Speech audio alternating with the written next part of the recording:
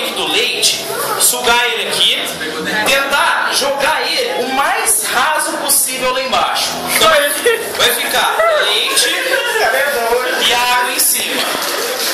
Beleza, vai ficar leite lá embaixo e água. Na hora que eu colocar aqui, qual líquido vai esquentar primeiro? O leite que está lá embaixo ou a água que está por cima?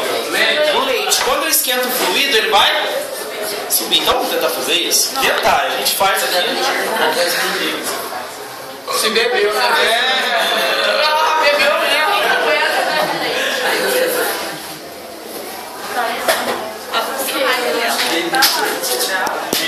Já deu errado.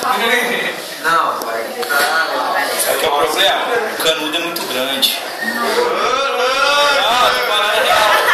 Pegou muito leite, cara.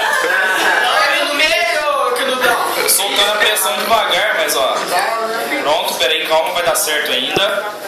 Pronto, depositei então o leite, tudo lá embaixo, tá?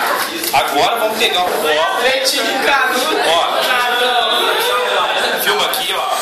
Água em cima, leite embaixo. Vamos colocar agora no calor, vamos ver o que vai acontecer com isso aqui. Nada vai acabar mesmo. Passa ali. Esse copo rachado. Já vai acabar. Claro que bebeu. Então,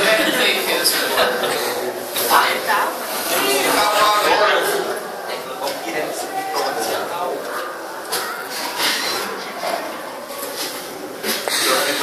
Nossa, esse pelo na cara.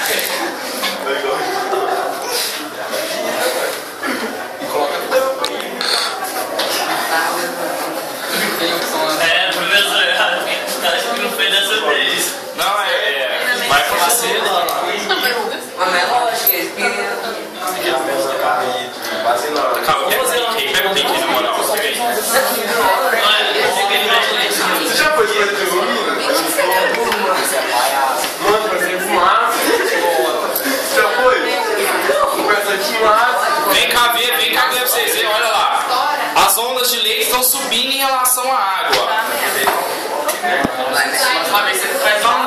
Tá dando pra pegar aí, ó?